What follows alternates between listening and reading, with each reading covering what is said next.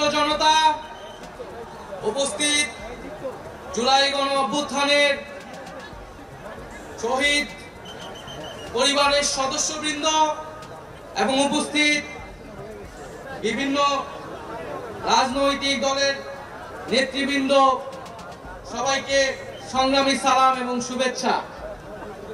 আজকে ঐতিহাসিক মুহূর্তে আমরা অবস্থান করছি এখানে, এবং আজকে এই অবস্থান থেকে আমরা আমাদের যে নতুন রাজনৈতিক দল জাতীয় নাগরিক পার্টির ঘোষণা করেছি। প্রিয় বন্ধুগণ, আজকের এই মঞ্চে দাঁড়িয়ে আমরা কেবল সামনের কথা বলতে চাই। আমরা পিছনের ইতিহাসকে অতিক্রম করে একটি সামনের সম্ভাবনার বাংলাদেশের স্বপ্নের কথা বলতে চাই।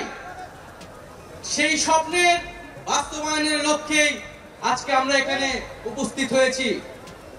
জুলাই গণ অভ্যুত্থানে ছাত্র জনতার মধ্য থেকে স্লোগান উঠেছিল, তুমি কে আমি কে, বিকল্প বিকল্প।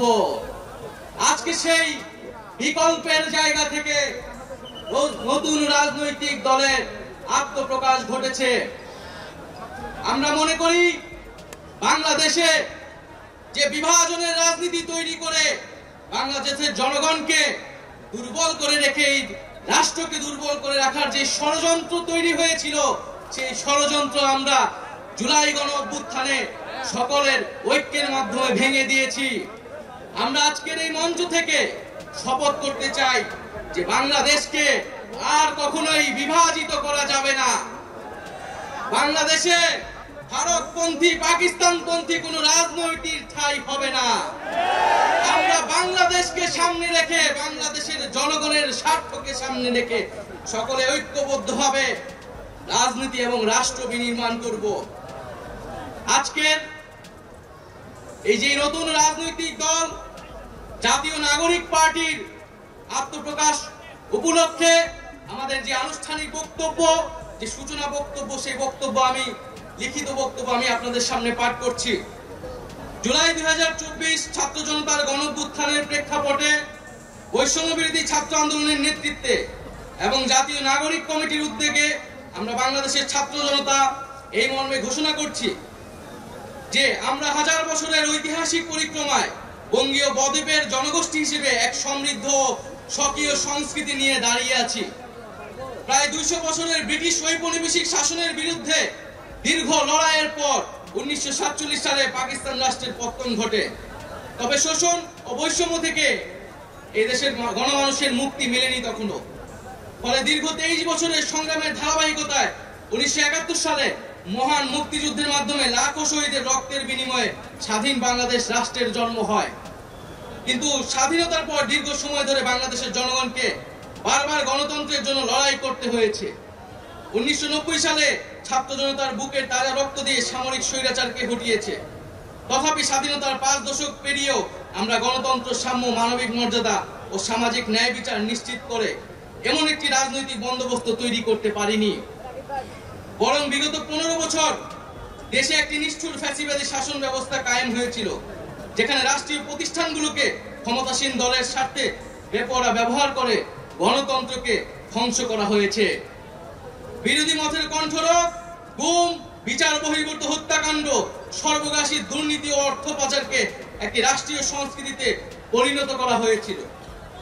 জুলাই 2024-এ ছাত্র জনতা বিপুল আত্মত্যাগের মাধ্যমে এক অভূতপূর্ব গণ অভ্যুত্থানের মধ্য দিয়ে দীর্ঘ 1.5 দশক ধরে জেঁকে বসা ফ্যাসিবাদী সরকারের পতন ঘটিয়েছে। কিন্তু আমাদেরকে স্মরণ রাখতে হবে, হাজারো শহীদদের আত্মত্যাগের বিনিময়ে অর্জিত এই নতুন স্বাধীনতা কেবল একটি সরকার পতন করে আরেকটি সরকার বসানোর জন্যই ঘটেনি। জনগণ বরং রাষ্ট্রের পৃষ্ঠে জেঁকে বসা ফ্যাসিবাদী ব্যবস্থা বিলোপের মাধ্যমে একটি নতুন রাজনৈতিক বন্দোবস্তের আকাঙ্ক্ষা থেকে এই অভ্যুত্থানে সাড়া দিয়েছিল, যেন জনগণের অধিকার ভিত্তিক ও মর্যাদা ভিত্তিক একটি রাষ্ট্র পুনর্গঠিত হয়। সেই লক্ষ্য নিয়ে আমরা জাতীয় নাগরিক পার্টি এনসিপির প্রতিষ্ঠার ঘোষণা দিচ্ছি। এটি হবে একটি গণতান্ত্রিক, সমতা ভিত্তিক ও জনগণের প্রতিনিধিত্বকারী রাজনৈতিক দল।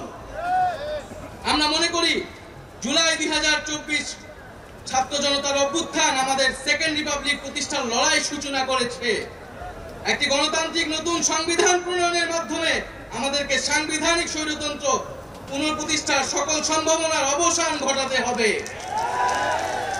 আমাদের সেকেন্ড রিপাবলিক প্রতিষ্ঠার জন্য গণপরিষদ নির্বাচনের মাধ্যমে একটি নতুন সংবিধান প্রণয়ন আমাদের অন্যতম প্রাথমিক লক্ষ্য।